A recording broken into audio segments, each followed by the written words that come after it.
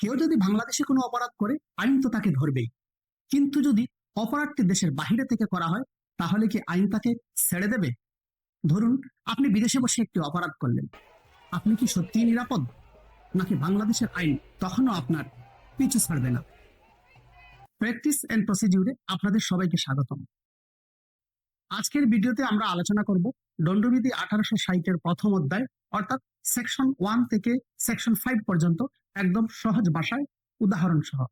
আজকের ভিডিওটি আইনের ছাত্র, শিক্ষানবিশ ও নবীন আইনজীবীদের জন্য অত্যন্ত গুরুত্বপূর্ণ একটি শিক্ষামূলক আলোচনা। আমাদের সঙ্গেই থাকুন। এক নজরে দণ্ডবিধি। দণ্ডবিধি মূলত একটি সাবস্ট্যান্টিভ ল বা মূল আইন। এর কাজ হল অপরাধের সংজ্ঞা নির্ধারণ করা, প্রতিটি অপরাধের জন্য নির্দিষ্ট শাস্তি নির্ধারণ করা।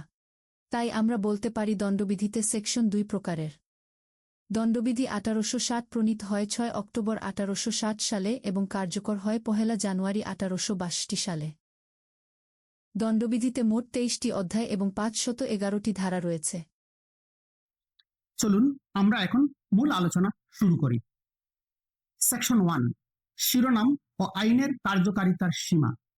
সেকশন 1 আমাদের বলে এই আইনের নাম কি এবং এটি কোথায় প্রযোজ্য। এই আইনটির নাম হলো দ্য পেনাল কোড 1860 এবং এটি পুরো বাংলাদেশে প্রযোজ্য। সহজভাবে বাংলাদেশে কোনো অপরাধ হলে এই আইনই হলো মূল ভিত্তি। সেকশন 2, বাংলাদেশের অভ্যন্তরে কৃত অপরাধের সাজা। বাংলাদেশের অভ্যন্তরে অত্র আইনের বিধান লঙ্ঘন করে কোনো ব্যক্তি যদি কোনো কাজ করে বা কোনো কাজ করা থেকে বিরত থাকে তাহলে সে ব্যক্তি অত্র আইনের অধীনে সাজার জন্য দায়ী হবে, অন্য কোনোভাবে নয়। অর্থাৎ বাংলাদেশের ভিতরে এই আইনের পরিপন্থী কোনো কাজ করলে অথবা এই আইনের নির্দেশ মোতাবেক কোনো কাজ না করলে তা হবে একটি শাস্তিযোগ্য অপরাধ। অর্থাৎ অপরাধ হলো আইনের পরিপন্থী কোনো কাজ করা অথবা আইন নির্দেশিত কোনো কাজ না করা।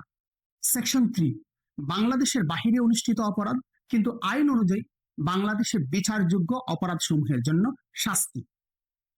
কেউ যদি বিদেশে কোনো অপরাধ করে এবং বাংলাদেশের আইন অনুযায়ী যদি তা শাস্তিযোগ্য হয় তাহলে তাকে এমনভাবে বিচার ও শাস্তি দেওয়া হবে যেন সে অপরাধটা বাংলাদেশেই করেছে।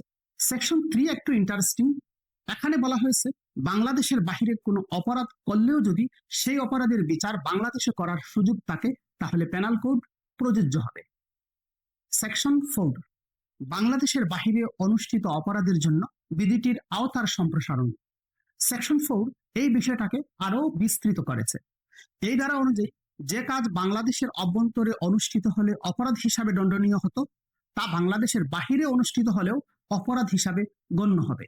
এই ধারায় বলা হয়েছে বাংলাদেশের কোনো নাগরিক যদি দেশের বাহিরে অপরাধ করে তাহলেও সে দণ্ডবিধির আওতায় আসতে পারে।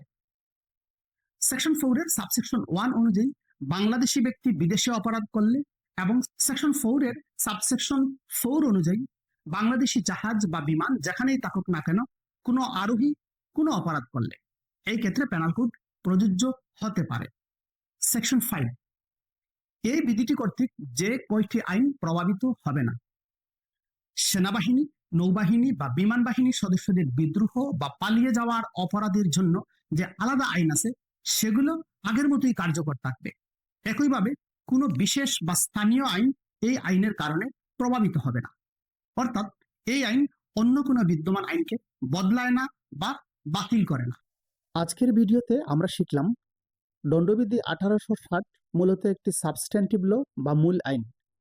এই আইনটি প্রণীত হয় 6 অক্টোবর 1860 সালে এবং কার্যকর হয় 1 জানুয়ারি 1862 সালে। এটি 1860 সালের 45 নং আইন। দণ্ডবিধিতে সেকশন 2 প্রকারের। দণ্ডবিধিতে মোট 23টি অধ্যায় এবং 511টি ধারা রয়েছে। পরবর্তী ভিডিওতে আমরা দণ্ডবিধির দ্বিতীয় অধ্যায় নিয়ে আলোচনা করব। সবাইকে দেখার আমন্ত্রণ রইল।